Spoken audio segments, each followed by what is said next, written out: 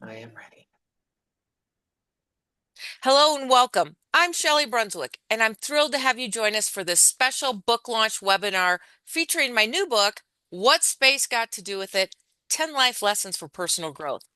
This book explores powerful life lessons drawn from the space industry, and today we're focusing on mindfulness, adaptability, and movement in space, key themes in Chapter 9. I'm honored to be joined by someone who truly embodies these principles, Dr. Adam Dipert. Adam is a nuclear physicist, a zero gravity movement specialist, and a professional circus performer. His work bridges the worlds of science, movement, and space in extraordinary ways. Adam, welcome. I'm so excited for our conversation. Thank you so much for having me. It's always a delight to see you and to be a part of the incredible projects that you're working on. You do such a good job of framing meaningful ideas in a way that's consumable. So thank you, Shelli. Well, thank you. Because not only did you join us for this podcast, but you've shared your insights in the book, and that's what's so wonderful. And before we dive in, I want to share why I wrote this book. Because over the years, I've had the opportunity to speak with hundreds of global thought leaders, and I've seen firsthand how the principles of exploration, innovation, and leadership, which we often associate with space, apply to everyday industries and personal journeys. This book is not just about space. It's about how we can all apply resilience, adaptability, and lifelong learning to achieve success. And Adam's journey perfectly illustrates these lessons in action. So let's jump right in, Adam, with our first question. Your journey is very unique. You've blended nuclear physics, circus arts, and space movement. Can you share how mindfulness and movement intersect in space and why it's essential for astronauts and professionals alike? The yeah, thank you. I love this question so much. the uh, this in my experience, center of mindfulness is really becoming present with what's going on right now. And that starts in the body because the usefulness of the mind is to either be going forward to predict or worry, most often worry about what's going to be happening, or to reflect or judge what has occurred. The mind does a lot of deciding about things that we wanted to happen that didn't happen, and then it's upset about that, or things that didn't happen that we wanted to happen and being upset about that, or planning about how we're going to change those things in the future. And so the ability to arrive at our own bodies in the present moment and be present with the things that are in our physical environment um, is both the way that we can become most clearly attuned to what's really going on, but also most clearly attuned to the childlike and playful spirit of being right now, not worrying about the future, not worrying about the past. And so for me, this perspective has been integrated into my entire mathematical journey, that the manner in which I understand mathematics arises out of circus performance and out of object manipulation. And so when I eh, when I'm working on a math problem, I have a real life, like physical experience with the thing that we're talking about. And even in complicated things like quantum mechanics, where we're just using metaphors about physical experiences in order to even have anything to say to talk about it meaningfully, um, we still talk about it in physical manners. We still talk about angular momentum. We still talk about momentum, things like this. And so, yeah, it's embedded at every layer of the manner in which science needs to be done. And the more experience and the more experience we have with doing things with our hands and being in the present moment, as well as practicing being in the present moment, which makes it easier to get back here because it's very easy to slide away. And unfortunately, once you slide away, you know, there is no actual future and there's no actual past. Those are not like places we can inhabit. You know, if you hung up a sign on your business that said free sandwiches tomorrow, that could always be true. Yeah, there could always be free sandwiches tomorrow, but it will never arrive.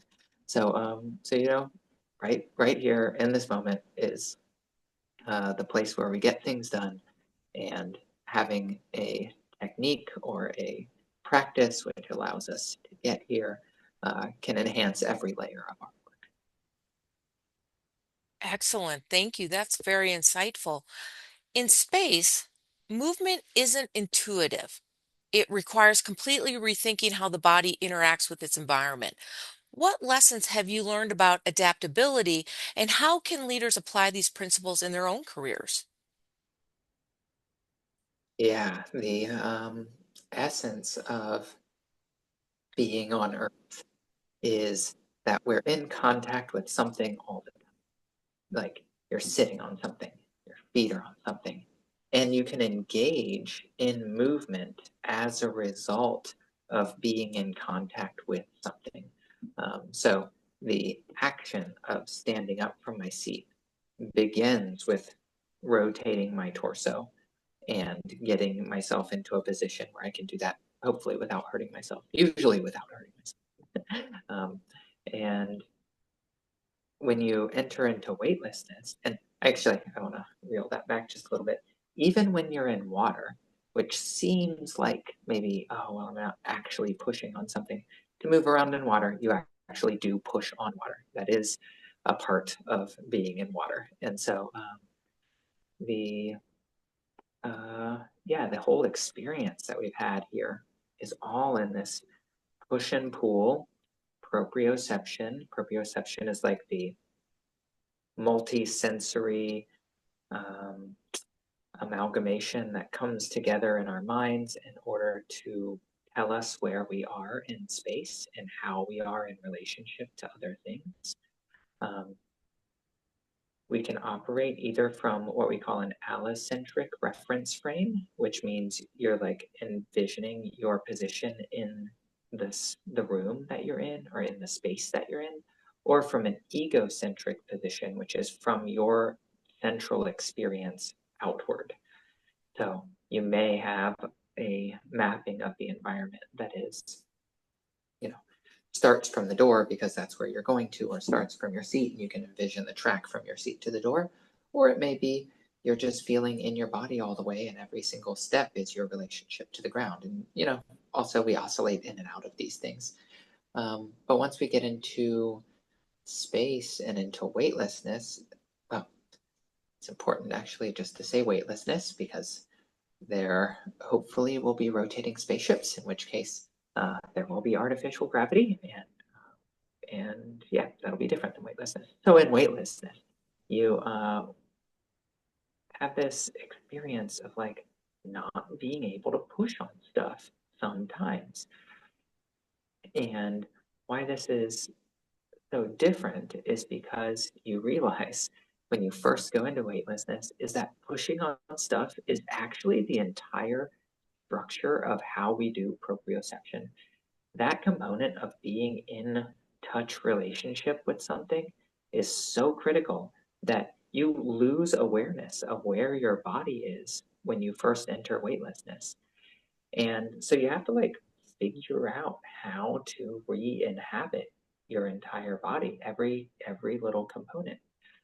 And why this becomes a huge opportunity for changing the manner in which our minds work is because we use physical experiences to create concepts and metaphors about the world.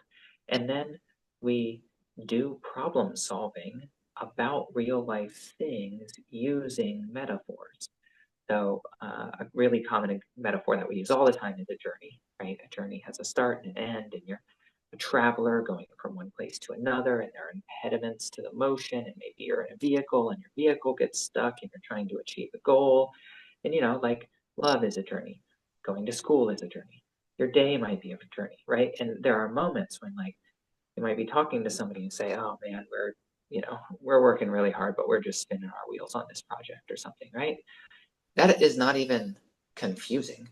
That's just how we talk about it. And the metaphor is so implicit. We don't even think or consider that we're using the journey metaphor in order to talk about accomplishing this project. But implicit in that metaphor that your wheels are spinning is that your wheels are also on Earth and that they're also in a gravitational environment. So then you can look at that and notice that, like, the manner in which we've been framing ourselves in the metaphorical world and the challenges of doing hard life things is that, like, my bottle of water has weight, right? I have to, like, use force in order to lift the weight. If you're on the journey, then maybe you're carrying something and you have a heavy burden. Like, there are a lot of people who feel like they have a real burden that they have to carry in order to get through life. When we consider the experience of embodiment in weightlessness, and that although things can be weightless, they may not be massless. Although we may not push on something in order to change our position or our orientation, we actually can do different body movements in order to get ourselves to change position just in relationship to ourselves.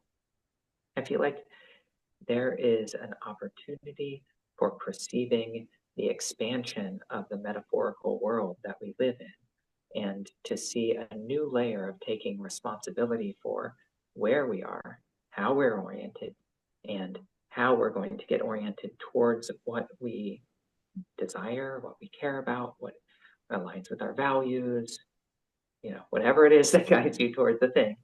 And that, what ways can you do that with yourself? Now, we're not isolated. We are always in relationship to other people and to the world and to technology at this point and a lot of other things. So there's not going to be a point when we actually do things on our own. However, there's a lot to be learned within yourself about how can you reorient. How can you reorient without exerting extra force in order to deal with weight? And instead, just consider what energy is needed in order to transition some amount of mass from one place to another, as an example. That's exciting. I love how you frame that. Now, you've studied how astronauts must unlearn certain movement habits that they've developed on Earth, and we kind of talked a little bit about that. What can we take away from this concept when it comes to training our minds to navigate uncertainty and change our own lives? Yeah, so let's imagine that we are um, going through a normal work day and you reach this moment where, and sorry, I'm going to dig in a little bit more on that last metaphor that I was suggesting. Yeah, you're going through your work day and you're working on, some project report, and you're trying to get all of the information together, and you're like, oh, I have these like 3 things that I really want to say. And you get to the part where you're collecting the second piece of information and you just, like, you can't find this thing. And you're just totally stuck. It's like nobody can give you an answer. You can't find the notes. You're just looking at it like, oh my gosh, what am I going to do about this thing? And this is a moment where you may start using the journey metaphor, whether or not you realize it. Like, maybe you've hit a wall, right? Maybe this is just like, this hill seems really insurmountable because who knows where this piece of paper that has your information that ended up, like, maybe it was 4 months ago that somebody saw it, and nobody has any idea. No, this is our situation. Okay, so at this point you say, all right, well, I'm facing this wall, but I can choose which direction I'm going to be oriented, because the perspective that we have, I'm sorry to jump trains a little bit, but we're gonna, link this in because it's really important for space. The perspective that we have actually changes what we're capable of seeing, right? Like, if you're on the ground, it looks like the earth is very large and flat. If you're in an airplane, it still kind of looks like the Earth is flat, but you can see like more stuff, and you can see over the hill, and you can see what a mountain really looks like. But if you are on the International Space Station, which is 240 miles above the Earth, then like you can actually see the curvature of the Earth. You can actually see the texture of the clouds and things. So it's so that's just a very simple example that what your perspective is does actually change what you see, and it does change what parameters are important for how you're doing problem solving at this particular moment, or how you're doing enjoyment flow if you're not thinking about it as problem solving. Okay, so you're looking at this wall. What are you going to do? Well, if you um, keep yourself in an earth orientation, then maybe you need to turn and like walk down the wall and go around and just figure out where the door is. Maybe start climbing the wall. If you have a non-gravitational perspective, then maybe actually you can just like rotate your whole body and perceive the wall as a new floor. And now this is just another thing for you to move along. I mean, floors are pretty easy to dance along and to skip or whatever it is that we want to do in order to make progress on that. So yeah, there's lots of perspectives that one can take. And I guess in this moment, what I'm experiencing as a challenge was I was getting ready for this podcast, and I got my computer all set up and I got all these things together. And then I was taking this bottle of water and I said, oh, actually, I don't want it to be there. I want it to be over here. And I was moving it across my computer and it slipped out of my hand and it smashed my computer. And I already told you about this, but everybody else had not heard about this. And so in this moment, one of the things that I called to mind was that something I read, I read in Full Brain Living, which this is relevant because science is basically how we can expand our awareness right now in a lot of ways. And when we have an emotional reaction to something, the actual chemical process of it going through our body, and I'll cite it again, sorry. This is from Whole Brain Living by Jill Bolte Taylor. She's the woman who wrote My Stroke of Insight, and may have the first like famous TED Talk in the early 2000s. And so she was a brain scientist. And so, yeah, what she describes is that when you have an emotional reaction to something, it actually only takes 90 seconds maximum for the chemicals to flush through your body. And if there is any emotion that remains beyond those first 90 seconds, it's because your brain is continuing to stimulate whatever it is that's the chemical that causes that emotional process to happen. And often thinking does not get us out of having an emotional response to something. And it's usually good to admit that you're having emotions and move through them rather than trying to bottle them up. But if you can possibly remember this, something like this piece of science, that like, well, actually, it's a chemical thing that's happening, and I can let that happen, and I can give myself a moment, and then I can move forward with doing what I'm doing. That can be one layer of helping to move more quickly back into an awareness state, because when we're in emotion, we often are closing something. We often like put on blinders, or we can't see the big view, or there's all kinds of things that get blocked. But then also the process of learning how to do some type of mindfulness practice where you can become present in this moment can really be the conduit through which you can get to the present moment more easily, more quickly after something surprising has occurred. So then, for example, 2 minutes after you smash your computer, you can go forward with doing a podcast and be reasonably not concerned about your computer at this moment.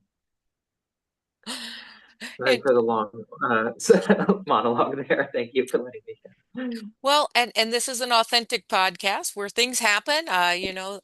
Things happen all the time, technical glitches, and in this case, right before you're ready to go on camera, the water bottle smashes your computer, and we adapted and overcame. And like you said, you could still be upset about it, or you move through the moment and then I always like to say, then you just go into problem solving. What's the next step? Get a new computer, repair it, and then move through the problem and allow those emotions to pass. Otherwise, it robs you of your energy. Yeah, yeah, and honestly, that is another key to productivity. We've been really getting into the Getting Things Done book, which I can't encourage people enough to study that branch of how to be productive. But he really hits on one thing that you just said, which is what's the next thing? And if you can successfully like be working on something and write down what is the next physical action that you need to take in order to make progress on this project, like it doesn't matter if you set that thing down for 5 minutes or you set it down for 2 weeks or 3 seconds. Like if you can just say, what's the next physical action that I need to take in order to make progress, then you always know what your next thing is. And that thing cannot be, you know, gather. Well, anyways, I'm not going to go into detail. But I just wanted you brought up the next thing, and it's just so important. I wanted to also emphasize how important that is. Yeah. I love it. Let's kind of pull up and we'll look at how space maybe teaches leadership. Space teaches us patience, and we just talked about problem solving, but also collaboration. And these are skills that are critical in leadership. So, what are some of the biggest leadership lessons you've learned through your work? Mm. Um, Yeah, collaboration is critical. For a long time, I tried to be the kind of leader that just worked so hard that everybody would be enthusiastic to help me get anything off of my plate, or they can't just sit back and say, "Oh well, Adam's not doing anything, so I don't have to do anything," right? This is a bad work, or this is a bad leadership technique, and I learned that the hard way. Um, what I have come to find is that people want to be proud of their work. They want to do something that is meaningful. They want to do something that they receive appreciation for. They want to do something that when their friends ask about it, they can be proud of their work, or maybe even show them a picture or talk about a detail that they find meaningful. One of the things that maybe would be a hard thing for a lot of us to think about would be like being a cleaner. That is often unrespected work and often very very very difficult for people who are not doing that work to appreciate both the necessity for that work to be done as well as the necessity for having people who are proud of doing that work by us telling them that we're proud of it. And I was a cleaner as a teenager when I was in Ohio because I did a lot of jobs, and that was one thing that I did for a while. And it really taught me a lot about just like get in there and do something that's like difficult but meaningful.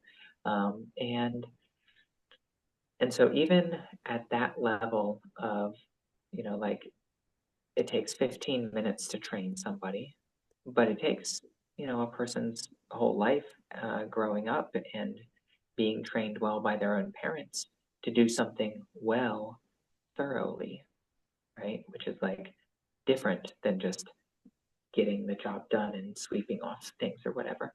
And so, sometimes you just need to do a rough cleaning of an environment where, let's say the roughest cleaning is put all the papers in a stack, make your bed be made, and just have it not look like a mess when you come home. Next kind of rough layer is at least sweep things up and get stuff together, right?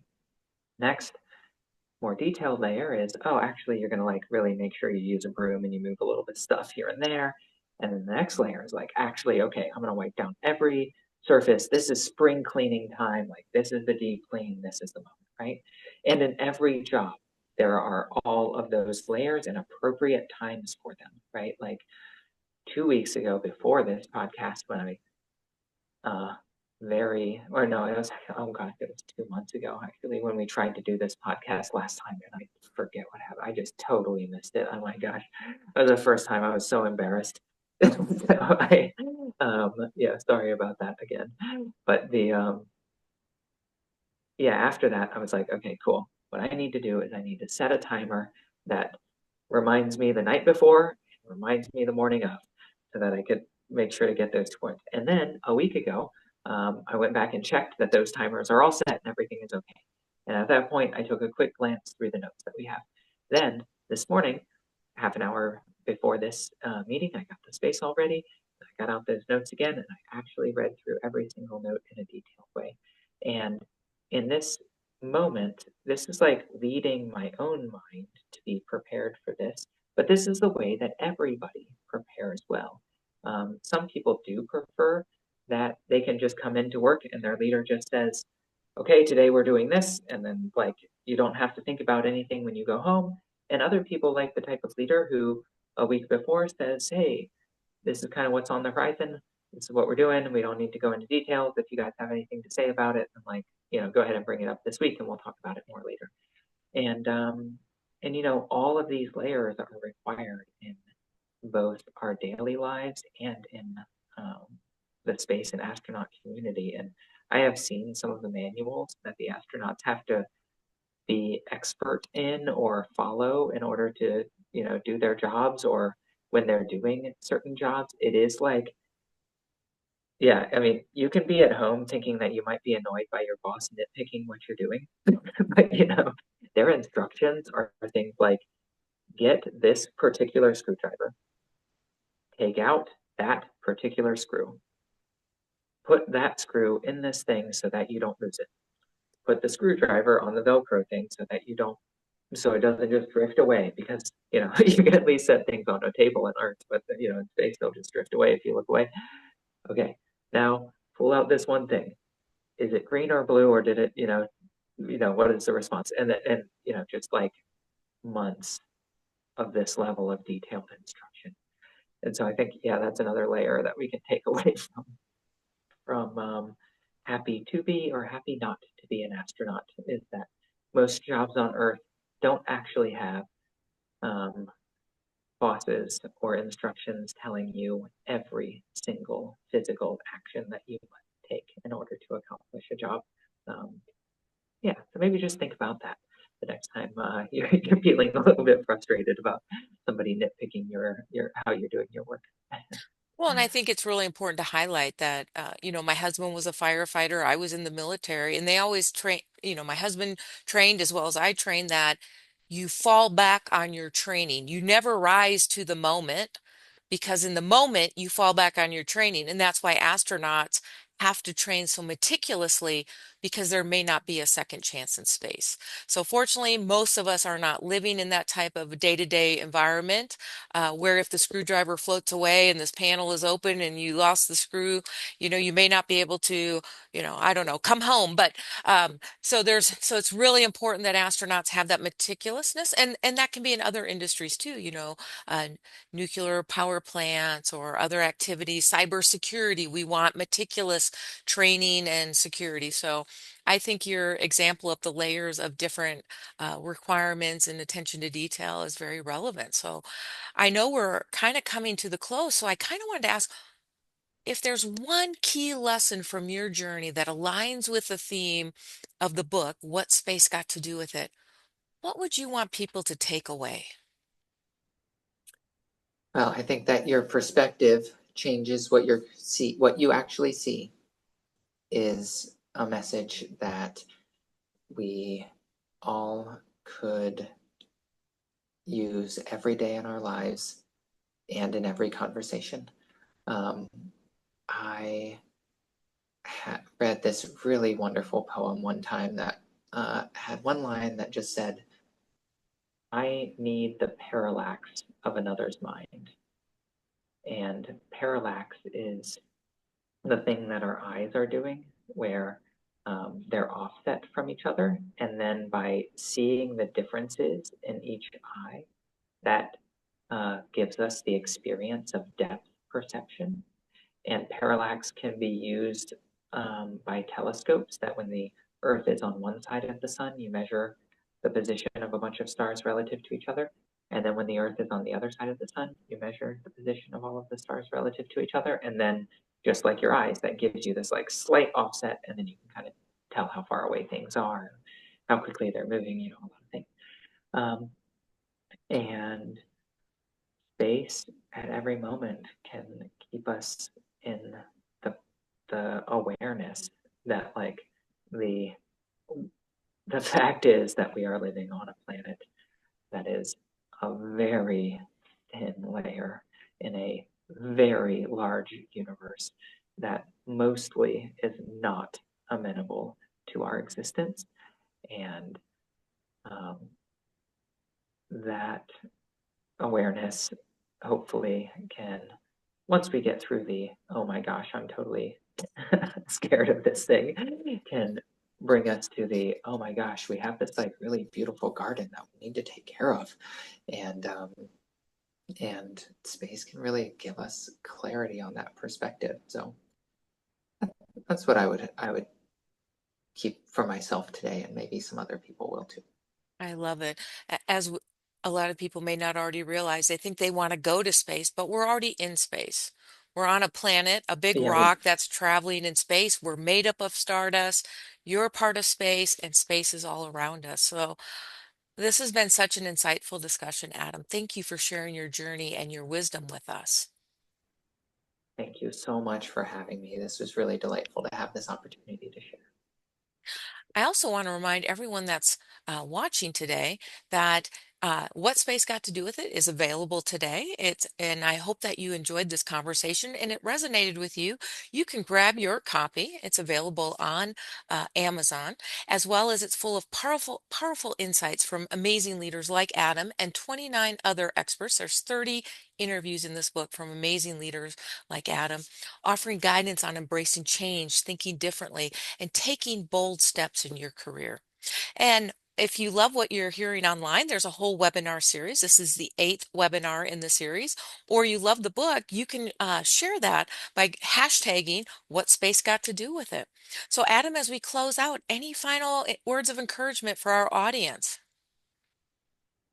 Uh, be present, breathe deeply, and look with love in your eyes. I think that's a perfect way to end. So, thank you all for joining us. And I'm Shelli Brunswick. And until next time, I look forward to seeing you around the galaxy.